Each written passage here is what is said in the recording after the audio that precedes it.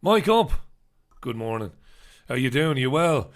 Hope all is good with you. It's Tuesday morning. It's October 8th, 2019, and I am Richie Allen. Thanks for joining this YouTube live stream. I really appreciate it. This is a newspaper review, kind of mess around. I'm channeling Ray Charles there. Do the messing around basically, looking at the front pages of the papers and one or two stories, not to be confused with the Richie Allen radio show. I've had to rename the Richie Allen show to the Richie Allen radio show because some of you are thick. Not many of you mind, but some of you are mixing up this with the radio show and sending me messages asking me, why aren't you doing the radio show anymore? Wise up. So this is 9:30 Monday to Thursday. The radio show is 5 o'clock Monday to Thursday. It's a different thing entirely. All right. Yeah, I've had a bit of a shave. I was looking a bit scruffy, wasn't I? I shaved the old head. What little bit of hair I have. But I'm here anyway. I'm in good form this morning. Looking forward to a bit of a run. I took my first break yesterday from running for ages. I didn't run yesterday. I had a lot to do and I didn't run. And I don't like that. You know, didn't like missing out. So I'm going to run this morning. Anyway, I'm going to forego the saying good morning to you, just good morning on the live chat, because this is downloaded several thousand times later on Podomatic, and people listen to it in a podcast. I will read some of your comments in a few minutes time, but I'm going to just go straight to the newspapers now. What's that? You're lovely. I am. Thank you. I am lovely. Thank you very much. Right. The iPaper. The best laid plans, eh? Drop immunity for wife of US diplomat who fled UK, says PM. Now, we're all following this story, aren't we? This is the story of Anne Sakoulis, who's married to an American diplomat, and it is alleged that Anne drove her car out of an army base and drove on the wrong side of the road and collided with Harry Dunn, a 19-year-old man, on his motorbike, and God love him, he didn't survive and died. And it hasn't yet been determined whether this woman gave assurances to the UK police that she would stick around and then of her own volition got on a plane, or whether her embassy told her to get the hell out of Dodge. But this has been discussed widely on UK media with politicians from every party saying that she should come back here and that immunity isn't given to diplomats and their families for this type of thing. This goes back to the Vienna Convention of 1961, of course. If you're an anorak, as I am, and you know about these things, immunity was really designed for, or imagined for, some set of circumstances where workers for governments in foreign countries might be targeted by rogue governments of those countries. And immunity was dreamt up to protect them from, to protect them from tit for tat, I don't know, revenge. You know what I'm talking about. To protect them from when a government who is in conflict with their government, from punishing them, basically. Yeah, it's a bit more complicated than that, but you get the idea anyway. Yes. And there's no real chance this woman is going to come back to the UK. It's been proposed that Boris Johnson phoned Donald Trump, and apparently he's going to. But there's no real hope that this woman will ever return to the United Kingdom. Some of the newspapers this morning are pointing out that the United States are kind of hypocritical on this front, because back in the mid-1990s, a Georgian diplomat killed a US citizen in the States, and he was drink driving when he did it. He went back to Georgia. There was a massive stink over it, And eventually the United States got its way and he returned to the United States where he was imprisoned. So there are those saying this morning, well, what's good for the goose and all of that, yeah.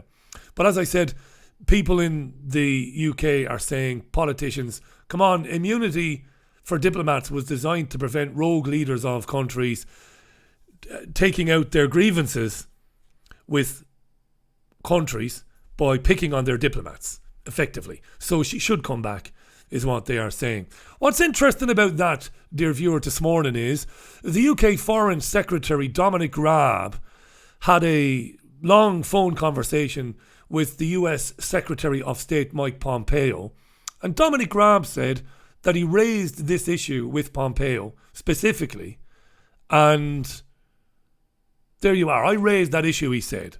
But what's interesting about that is, not long after meeting with Dominic Raab, Mike Pompeo, the US Secretary of State, tweeted this: "Great speaking with Raab. We discussed our intentions to negotiate a future free trade agreement, blah, blah, blah. Ways to counter Iran's malign influence in the Middle East, blah, blah, blah. And Turkey's plans to potentially invade Syria," which we're going to talk about on the radio show later on. And this alleged pullout of Syria by Donald Trump, don't believe it for a minute. Not going to get into it here because there's too much in it and I'd be here all morning. But Donald Trump is lying, right? They're not pulling out of Syria. And I'll tell you why later on with some guests on the show. But anyway, here's Mike Pompeo saying, had a productive meeting, great meeting with Dominic Raab, but there's no mention of the Anne Secoulis saga and the death of young Harry Dunn, even though Raab said he made it the pressing issue when he spoke with Pompeo. I don't believe she'll be coming back, I should say, to the UK anytime soon. Don't believe it for a minute. Yeah, that was the I paper. So the Daily Mail then, face justice for my son. And again, this is the mother of Harry Dunn pleading with the American government, to the US government, to ask this woman to come back, to send her back so she can answer questions about the crash. It's a terrible thing, really.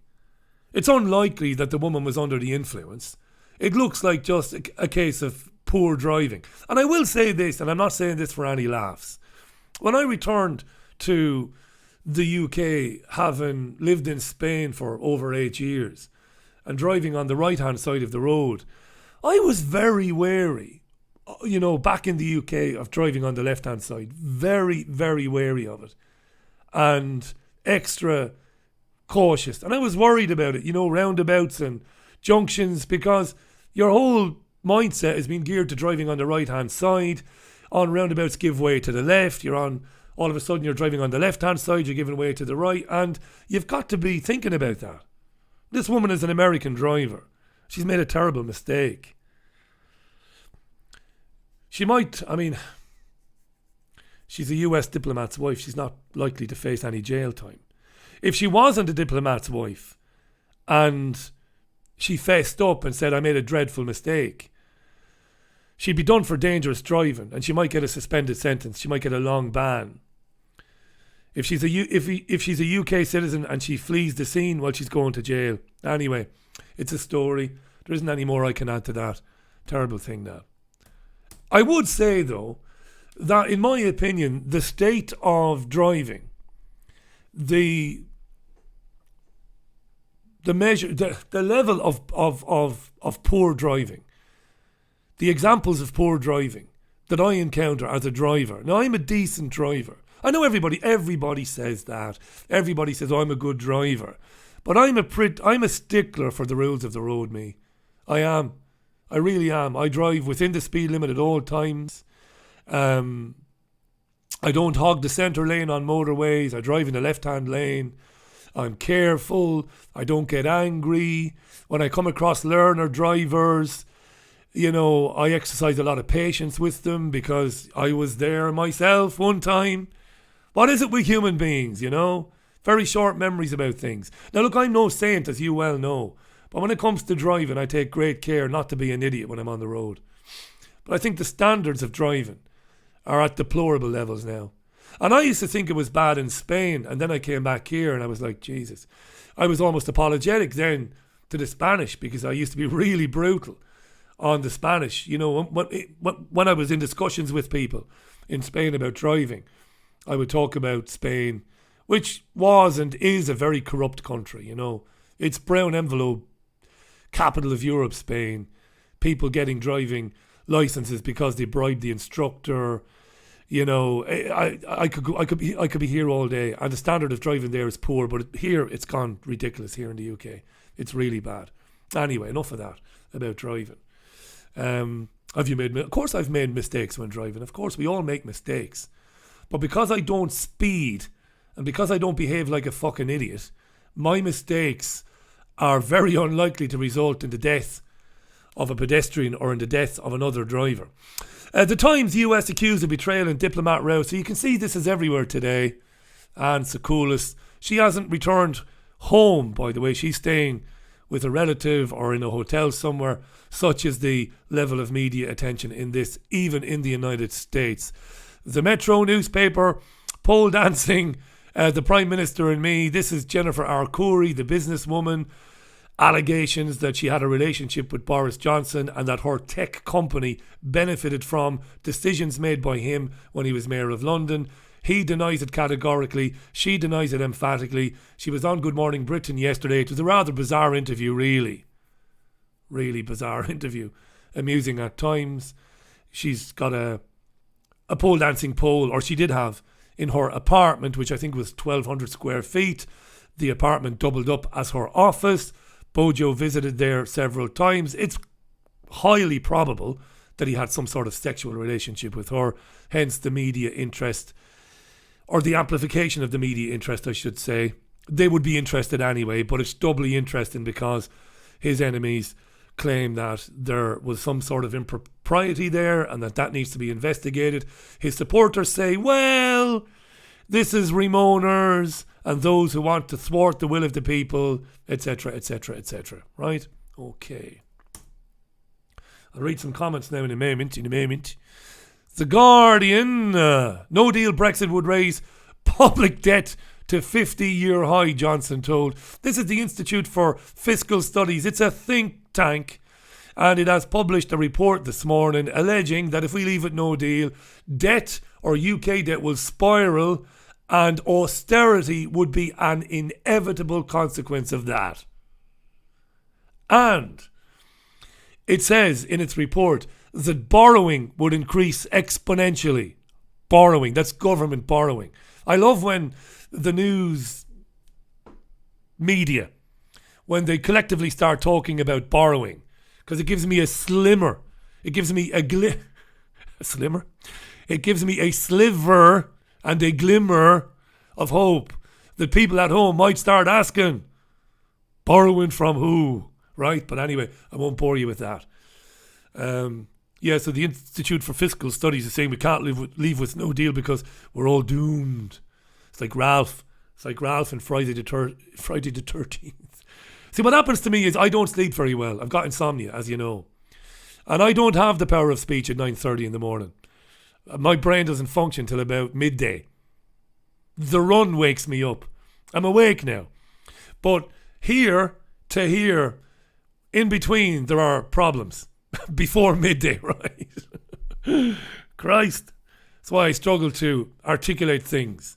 And I'm actually not too bad, in terms of the old brightness department. I'm not half bright, I like to think anyway, but sometimes I do myself a grave disservice, stumbling over my words.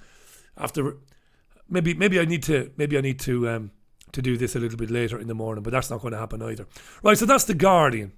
The Guardian. Financial Times. Customs paperwork set to cost businesses £15 billion in no deal Brexit. More doom and gloom. Yeah, it's Ralph and Friday the 13th. You're all doomed. That's what it is. Do you remember Ralph?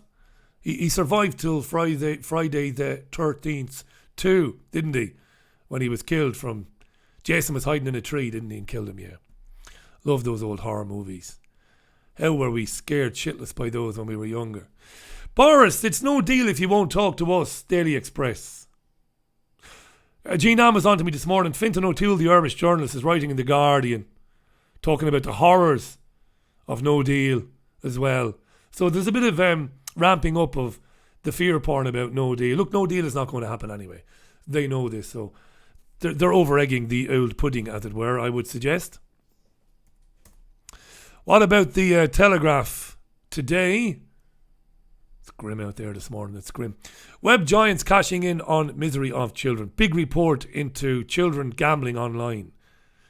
And we've talked a lot about this, so I won't get into it. There's an interesting picture. I think I've used that picture, have I? As my holding image this morning, I think I might have. Of a protester being removed from central London by the police by 5-0 yesterday. A lot of talk as well this morning about Extinction Rebellion and the protests which began yesterday. They're even happening in Dublin, apparently. 2 weeks of disruption until they get what they want.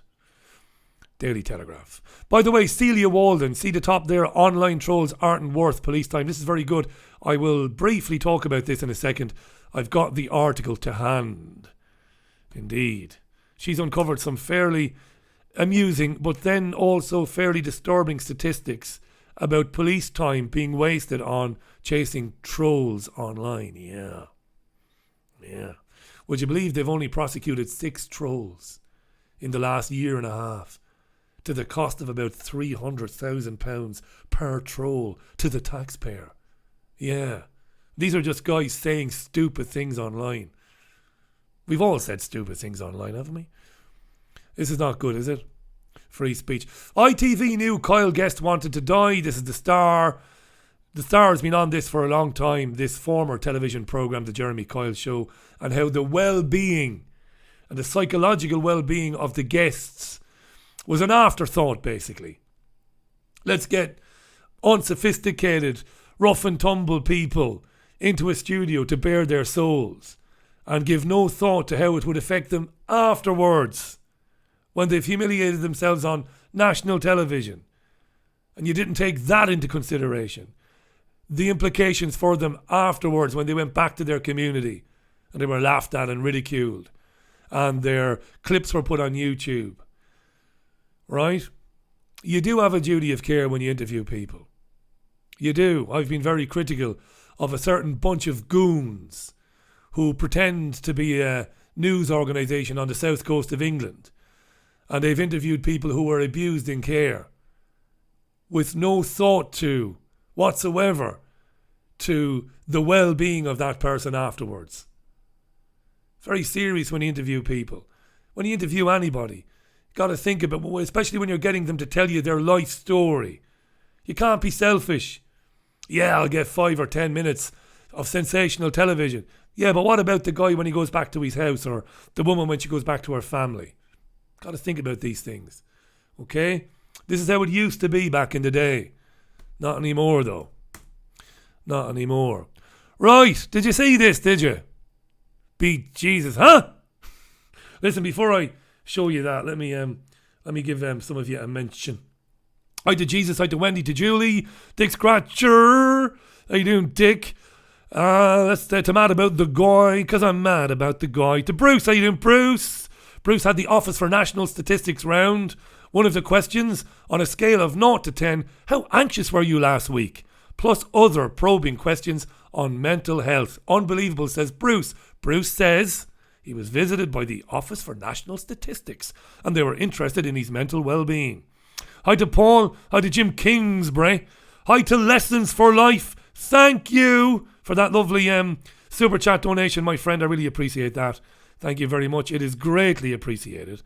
Lots of comments. Hi to Alistair Webb, to Charlotte, to Chris Poacher, to John Kerr, to John Roherty, to the Sheriffess.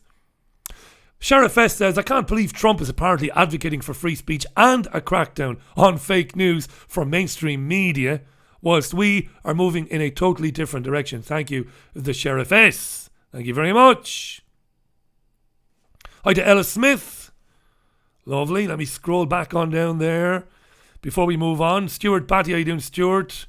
Jean Ann Crowley says, Aren't we all sick about some things? Yes. We are. Mea culpa. I'm as guilty as anyone else. Hi to Cokebell. Kinnell, how you doing, Cokebell? To Ethic Boxing, to Sean, to Dillip. Thank you for watching this live stream. Hi to Kath Holdsworth. How you doing, Kath? Kath says none of us would have gotten immunity after killing someone, so why should she? Yes. True, Kath, but she does enjoy the same protection as her husband, as her spouse. This is the problem, you see. So maybe they need to revise the 1961 Vienna Convention on Diplomatic Relations. They need to revise the charter, the agreements. I agree with you. To say, listen, we did design that so that you could go to England and not be picked upon by an English government that was pissed off with your parent country. That's why we invented the whole idea of diplomatic relations, diplomatic immunity, but we didn't devise it so that you could kill a guy due to reckless driving and then get on a plane. I agree, Kath, but I'm not going to hold my breath. I don't think Ms. I can't pronounce her surname now. Sakulis, is it? I don't think she'll be coming back anytime soon. Hi to Barbara McKenzie, who retracted her message. Self-censorship, Barbara. I do it all the time myself, actually. Hi to Richard Murray. How you doing, Richard?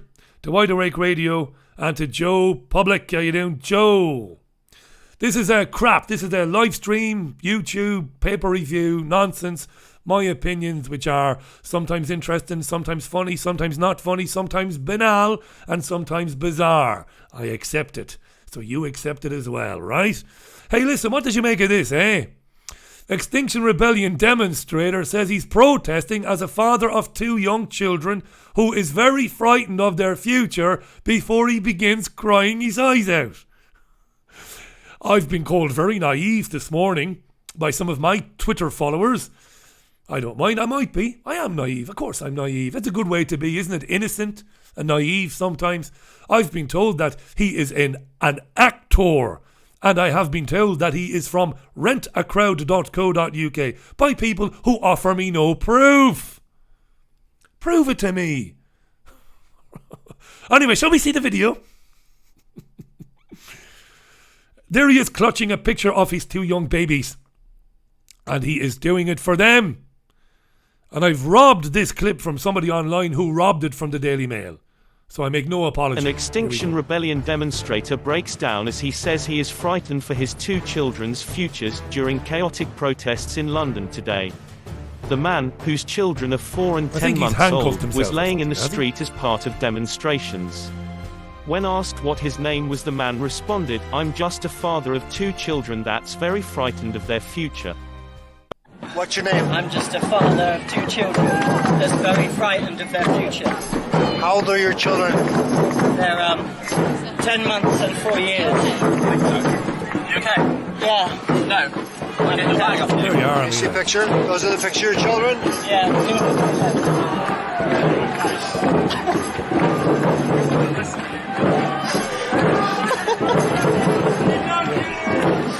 I think we've seen enough of that. Is he an actor? I don't know. Maybe he's genuine. Because there is a real evangelical fervour, isn't there, going on here? This really seems to have gripped some of these people. Like, sincerely gripped them.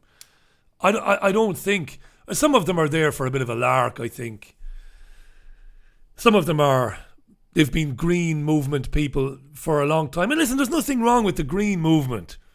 There's nothing wrong with talking about the continental shelf. There's nothing wrong with talking about coral. There's nothing wrong with talking about cutting down the rainforests. There's nothing wrong with talking about plastic in the oceans that is choking to death marine life. Jesus Christ, absolutely right. These are serious issues here. So a lot of these people are people who have campaigned for many years against fracking, which is the right thing to do. We should campaign against fracking. It's deadly dangerous. And, well, there are many reasons, I think, why fracking is happening. And I won't get into them now. But these are terrible things for the environment. So I think some of these people are fairly sincere. And maybe this guy is sincere.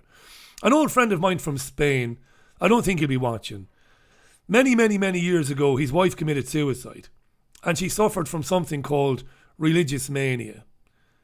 They thought she had manic depression, or which these days is called bipolar disorder. But in fact, she had religious mania. She was convinced of an apocalypse. And she used to read the book of Revelation quite a lot. And God love her, she really became absolutely overcome by the notion that there was going to be a rapture. And in the end, despite lots of hospitalisation and then her coming home and all manner of treatments, she took her own life. And very difficult for my friend. He eventually, years later, he remarried and he rebuilt his life. He's much older than I am, it must be said. And I look at some of this, and some of what he told me kind of resonates with me.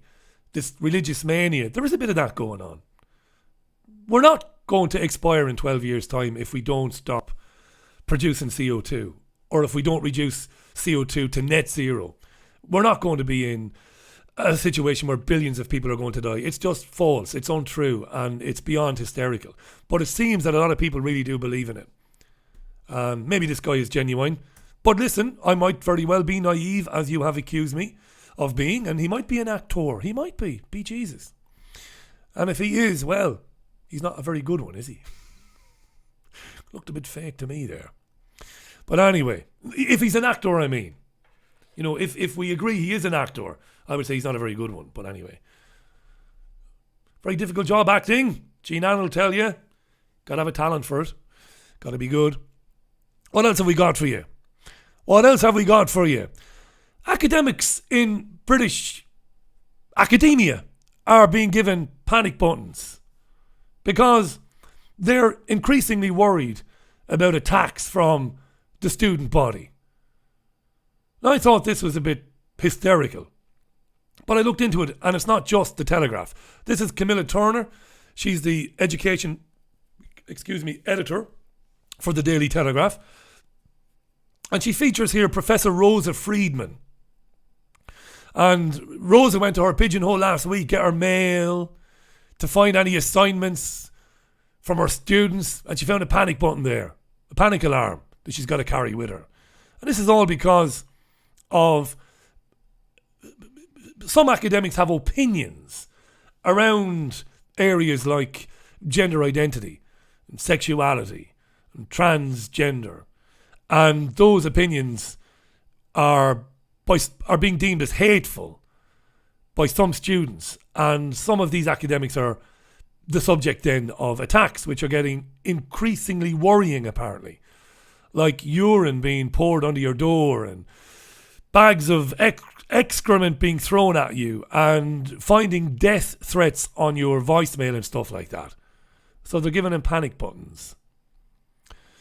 Firmly believe that sex should not be conflated with gender, and that women's spaces such as changing rooms, prisons, sports teams and short lists should be protected.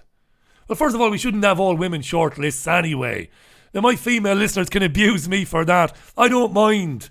Next time we do a phone-in, which is this Thursday, by the way, every 2 weeks, we're due a phone-in on Thursday. Let's talk about feminism and all women short lists. I don't believe in discrimination, full stop. And if you have an all-female shortlist, you are discriminating against other people who might be as qualified or more qualified to do the job. Positive discrimination is not the way to go about redressing issues of balance. You know, it's not. I'll never believe it is. It's just my thing. You know. And you know, the more I see of people in the public eye, women in the public eye, the more I see them.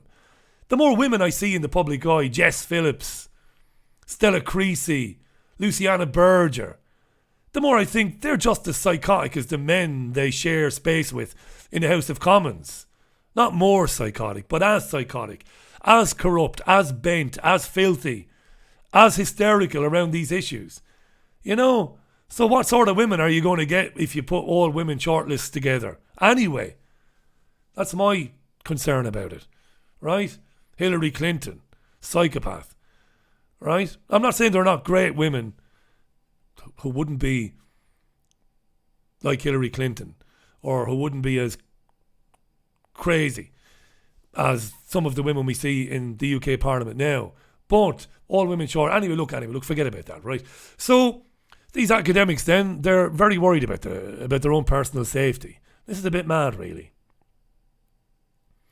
They disagree with the Gender Recognition Act and the proposed reforms to make it easier for people to self-identify, whereas previously they had to go to a doctor, there had to be some sort of investigation. So they don't like this, certain feminists in academia, and they're being threatened. This is the new thing. I had a chat with my pal Jean Ann the other day about this, about debate, what's happened to debate. There has been a deliberate agenda to end debate, both locally, nationally, and in the media. This has been going on for years. What we have now is we have social media, and we have we have Twitter, and we have Facebook, and we have podcasting, and we have millions of people now making videos on YouTube, all screaming at the top of their voices what they think. That's no bad thing, by the way.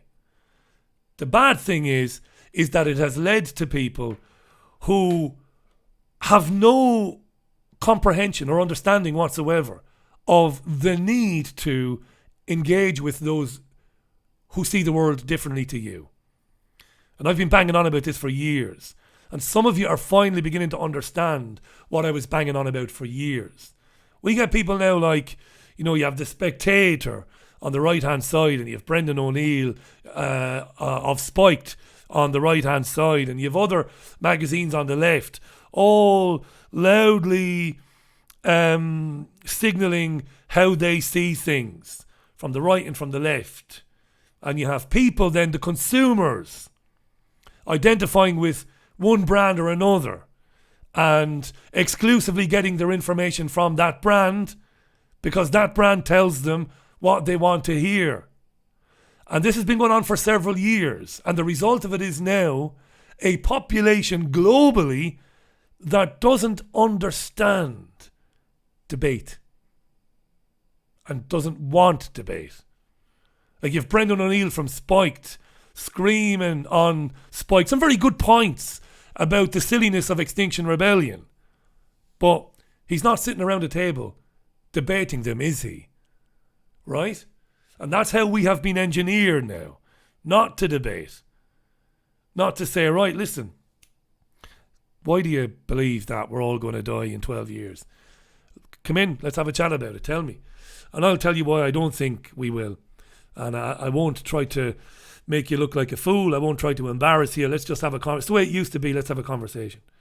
No. And this is the way we've gone. And this is the way we are. It's all... It's been amplified by the social media companies. If you have a very definitive, extreme, not extreme, I shouldn't say extreme, but if you've got a very, very one-sided opinion on anything, doesn't matter what it is, and you're very loud in expressing that, the social media companies will amplify you. They don't care whether your opinion suits the far right or the far left or the moderate right or the moderate left. So long as you are espousing a point of view without any tolerance for those who believe something else, they will amplify you on social media. When you are pointing out the dangers of this and how it suits the agenda that we often talk about, well, you're not amplified, you're marginalised, and there's a million ways they can do this. And it's anathema to me. It's a terrible thing for me to witness, having grown up in commercial radio and grown up in a world where everybody wanted to be in on the debate. Everybody wanted to have their say. The Socialist Workers' Party, Sinn Féin, Fianna Fáil, Fine Gael, and not just their members and politicians, but their supporters. LGBT people, trans folks, the travelling community in Ireland. Everybody would say yes to an invitation. Yes! Well, thanks for asking me, Richie. I know you've got that guy on, that guy who thinks that, we shouldn't allow gay people adopt. I want in on that. I'm a gay man. This is the way it used to be. You would have these long debates They were intellectual. Why? Well, because the person at home got to hear lots of views. And the production team and the presenter would keep their own opinions out of it. And the person at home would go, it's interesting that, yeah. Well, Jesus, yeah, I see that now, yeah. And then you make your own mind up. That is informing people. Now what we've got is just a lot of opinions. Hyperbole. Commentary. We have commentary exclusively. We have no debate. You're lying, Richie. I saw 2 guys on Sky News the other day. You did. But they had 5 minutes. 5 minutes. And they were from the left and from the right. There's no room for anybody now who is saying, well, what if both of them are wrong? What if there's something even more sinister going on here? And I've been trying to explain this for years. You know, a lot of people refuse to come on my programme because I've interviewed people who are anti-Israel, or I've interviewed people who are deemed to be racist or whatever. These are very dangerous times. And when I've been talking to you about maybe slinging my hook in 2020, that's genuinely the reason, because I'm becoming very bored with my job, as it's becoming increasingly difficult to get debates going around these big issues because of what I've just described to you. It's boring the piss out of me now, to be honest. And I think by this time next year, I'd be surprised if the radio show was still on the air, because I don't see the point in it. But that's for another day, that discussion. We'll talk about that another day. Before we rush through the rest of the newspapers, let's have a look. Hi to Yup Keck. Hi to Galaxy, and hi to Jennifer Garcia, who says, Richie, debate is no longer about facts and evidence, but rather based on feelings and fear. Yes, no doubt, Jennifer. And those behind this agenda have exploited that brilliantly. People are willingly jumping into pigeonholes, identity groups, finding that which makes sense to them and which affirms their worldview, and then clinging onto it for dear life, and jettisoning everything else from their field of vision. That's how I describe it. That guy over there tells me what I need to hear, or what I believe. Brilliant. Stick with him. And I will obliterate, jettison, as I said, from my field of vision, anything which opposes how I see things. That was never the way. I've always loved meeting people who see the world differently than me. Not because I'm some sort of nice guy or saintly type figure or martyr, but I've always loved it. I've always loved a good debate with people. I've enjoyed listening to people. Debating is a good thing. You explain how and why it is you see a certain issue in a certain way, and then you listen intently to not your opponent, but the person who is debating you, who's got a different point of view. And you listen very hard. And as you're listening, you begin to perspire, because it takes energy to listen. And you don't sit there with your mind closed thinking of what you're going to say next. You actually listen, because there might be something in there that you hadn't considered. Then you come back and you say, oh, right, okay. Yeah, we might get somewhere in the end. Or we might not. Hi to Bachor, who wonders if all this drama is a desperate attempt to prevent humanity from evolving. Of course it is. The agenda's number one priority is to prevent us ever understanding who we are and what we're really capable of. I would argue. So yeah. Okay, thanks for all the messages, by the way. I'm going to just quickly run through some of the other stories. A number of you believe that the guy holding the picture of his children was acting. I think Jean Ann might think, and Jean Ann is a very accomplished actress, of course. Done it all, stage, screen, a whole lot. Jean Ann says, that's the trouble with ill-informed amateur actors. They can't act. Maybe he is an actor. I don't know. It's funny though. Risible, said Jean Ann. Risible, I love that word. Yeah, who knows? Who knows, eh? Who knows? Who knows? Who knows, big nose? Here's an interesting piece in the Times today, written by a Jewish journalist called Adam Labor. And Adam says it's not anti-Semitic to ask questions about George Soros and the part George plays and his Open Democracy Foundation in interfering in the policies of national governments. It's not anti-Semitic, he says, to talk about him. We shouldn't go down that road. I find this very interesting. I don't know if you can read it. You probably can't because the Times is subscription, but it's a refreshing bit, a refreshing piece. Even he talks there about the migrant crisis and the million migrants in Germany and the problems caused by that, and that's an ongoing problem, of course. The millions of dollars spent by Soros on the Democrats and all the rest of it. So he says, look, let's not portray Soros as an evil Jewish puppet master, but let's look at the influence the man's immeasurable wealth and how that is used, how he uses that to influence the decision making of governments, and how that doesn't benefit the people of countries. So let's have that measured discussion. He says, let's not call people anti-Semitic. I think fair enough, by Adam Labor. Those of us who, are serious journalists in the independent media, there are not very many of us, I would say. Virtue signalling again, are you, Alan? No, but there are very few journalists in the independent media. We don't describe Soros and his nefarious activities.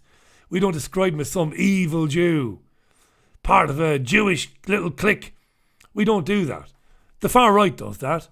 I believe that guys like Soros and others like him are protected by the mainstream media because of their Jewishness. Which interests me because the purpose of protecting him is, Soros is getting it in the neck again. The lunatic conspiracy theorists that hate Israel blaming Soros. Well, that's not true. I don't see Soros as having anything to do with Israel or Jewishness or the global Jewish population. But I believe that people like Soros traditionally have managed to go about doing what they do. He's a foot soldier for the hidden hand, for the agenda, and a very useful one. But his conduct, what he does, it's got nothing to do with Jews or Jewish people. That's a nonsense. But the media would like you to think that.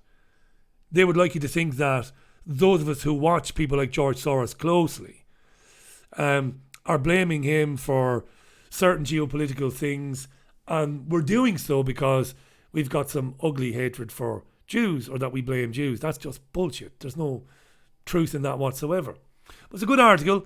Adam Labor in the Times today. You can see it there on screen, some of it. What else have we got there? Very briefly, vaping. Now, vaping is in the news today. E-cigarettes. It's everywhere today, and I'm hoping to talk about it on the programme later on with Hayden Hewitt. And I've just had confirmation that Hayden, the co-founder of LiveLeak.com and the journalist and broadcaster with a trigger warning, youtube.com/trigger warning, Hayden Hewitt, also Graham Booth. But Hayden, who is a vapor, wants to talk about this because this is a big issue. Before we have a look at the story in the UK, let's have a brief look at a news report out of Michigan. Not Michigan. It's Michigan. You thick fecker. It's Michigan. And in Michigan, they've given shops, retailers, 2 weeks to get rid of the flavoured vaping products because it is believed that they are causing harm, that they are causing adverse health effects in people. Vaping enthusiasts and many academics, they are saying that this is very sinister. And, some see the tentacles of tobacco lobbyists and tobacco corporations here that are worried about how vaping and e-cigarettes are hitting their bottom line pretty hard. Because e-cigarettes and vaping, the whole thing was they'll get you off cigarettes. And of course cigarettes have thousands of chemicals and carcinogenic chemicals and stuff in them, which are bad, of course. And vaping came in and people went, well, vaping is good, it's safe, you get a nicotine hit and you don't get all of those carcinogens. Now, I've never smoked in my life, ever. Never even tried it. And I've never vaped, obviously.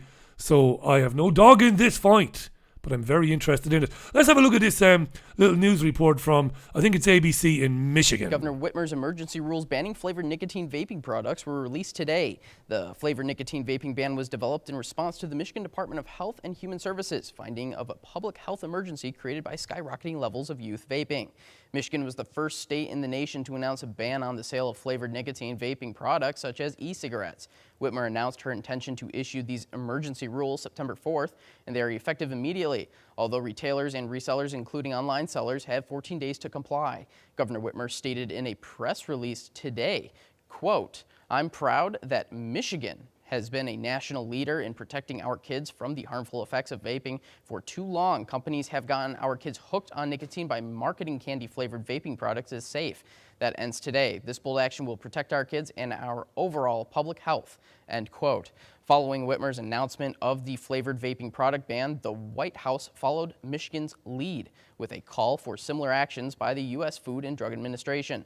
The MDHHS Bureau of Health and Wellness filed the Protection of Youth and Nicotine Product Addiction Emergency Rules with the Secretary of State. The rules are effective for 180 days and can be extended for 6 months. MDHHS has also filed a request for rulemaking which will allow the department to promulgate permanent rules to keep Michiganders safe from the harmful effects of addiction to nicotine. For more information, you can go to our website at abc10up.com for the full press release and links to MDHHS. Yeah, there you are, right? So that's, and you're seeing similar reports in the UK this morning. Vaping is harmful. And I want to get into this with Hayden Hewitt, and Hayden is brilliant on this subject. Hayden won't mind me describing him as somebody who has smoked in the past and he has used the vapes. I know he won't mind me even, because I know he's used the vaping device on the trigger warning show in the past. So we'll get into that in the second hour.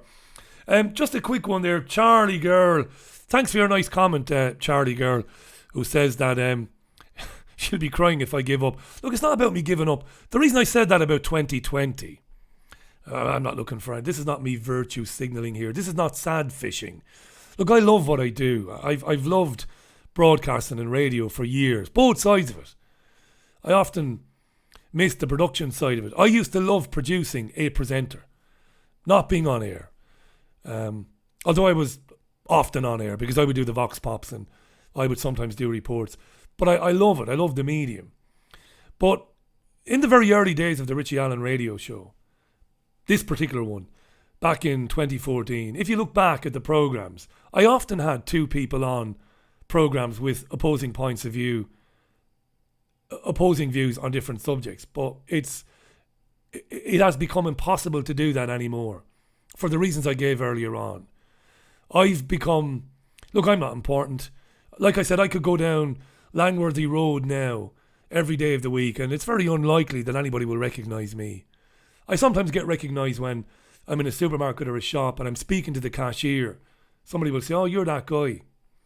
But I wouldn't be very well known, even though the program's got a lot of listeners, right? It's not about me, this. But I love debate.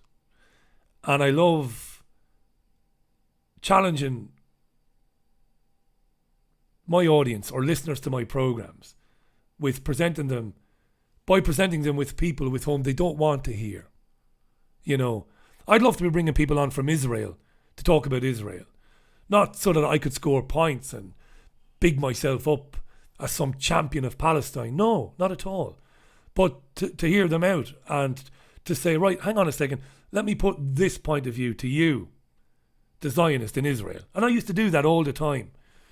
And that's become impossible because the national media and various groups in this country have identified this program as a program that promotes hate and hostility and anti-Semitism and all the rest of it. Now, of course, that's fucking bullshit. We know that. But it means that increasingly people won't come on. And I said this yesterday. You get emails from people that can't come on. Even though I disagree with your points on certain things, Richie, and I would like to debate you, I can't come on because it's not going to reflect too well on me. And it's not just me. This is happening right across the media. And I get bored of it, to be honest. I get bored of it. And I have to be challenged. I'm somebody with a very active mind. It's a very organic mind. It grows and grows and grows and changes. Like your mind, like everybody else's minds, like everybody else's brains. But I'm getting fed up with it. I'm not there yet, but I am getting tired of it. So I can see myself in a year or so doing something in the private sector and just packing it all up. I'll give plenty of notice so that those of you who have supported the programme over the years, I'll give you plenty of notice so that you don't support the programme anymore and you can shut down your contributions and all of that. But yeah, it's not exciting. It's not sexy anymore. It isn't. It's not sexy for me. I had a wonderful conversation last night with Dr. Robin Kelly. What a wonderful man. Now, I would love to have had a doctor on there who disagrees with Robin about the holographic body and about Robin's approach to holistic healing. But they won't come on. And while I loved listening to Robin, I'm thinking my audience also liked listening to him. But there are millions of people that I'm targeting that I want to listen to programs like mine so that they can hear Robin.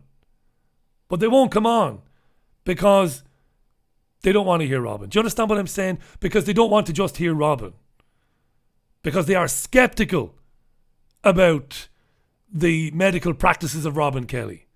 Now, the way to get them listening is to have those debates. But you can't have those debates. See what I mean? I'd like people to listen to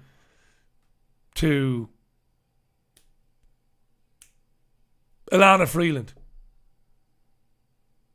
Talks about the space fence, the Internet of Things, and the implications of 5G. Love people to hear Ilana Freeland. They won't listen because their minds are made up. Traditionally, the way to get them to hear other points of view was to present their side of the argument alongside the side of the argument that they don't wish to hear. Do you get what I'm saying now? And I can't do that anymore. So I'm bored to death with it, really. At the moment. Maybe I need to phone Harry Hewitt or Prince William and do their online questionnaire. Maybe I'm just depressed, maybe. That could be it. But it isn't that. I'm not depressed. And here's the on finally for I've gone on too long again today. That's your fault. You keep me talking.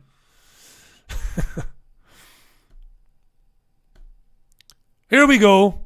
Earwig-o. This is sad, this. I don't want to laugh at this. It made me laugh, but it's also quite sad. It did make me laugh when I read it. And then when I was kind of getting to the end of it, I got a kind of a profound sense of sadness. I think you'll laugh, and I think you'll be sad as well. This is about a bank robbery in Texas. God love this guy. God love this guy. Texas man robbed a bank to pay for rings a day before his wedding. And there he is there, Heath Bumpus of Crockett in Texas. He robbed the Citizen State Bank wearing his own face, God love him. If you're going to rob a bank, dear viewer, my advice to you is, first of all, don't rob the bank. People don't try to rob banks anymore because you just don't get away. There are easier ways to steal if you want. I'm not recommending you steal, but don't rob banks. Heath walked in, God love him, wearing his own face. Desperate. Because he needed money to pay for his wedding rings. The day before he got married. In he walked. And he threatened the cashier. And he says, I have a gun. And I want money. And the cashier engaged him in a conversation. And he said, I'm getting married. And I need the money for the wedding the following day. I'm not sure this guy is fully compos mentis, right? But there he is. God love him. He managed to get home, and the fiancée gave him a call on the old dog and bone. She saw him on the telly. Are you sure that wasn't you? And he said, no, it wasn't me, but it was him. So she said, turn yourself in. He turned himself in, and I think he's currently in custody there. Sheriff Woody Wallace has been talking to the media as well. I just felt a bit sorry for the guy. Don't think he's a career criminal. I know he had a gun, but I don't think he's a threat to society. And I hope he doesn't get a long sentence, the lad. He's obviously broke. And he was getting married, lost his mind. There you are. A lot of people are broke. A lot of people don't have any money. A lot of people are desperate. They might be thinking about doing stupid things. That was on Sky this morning. I thought I'd share that with you.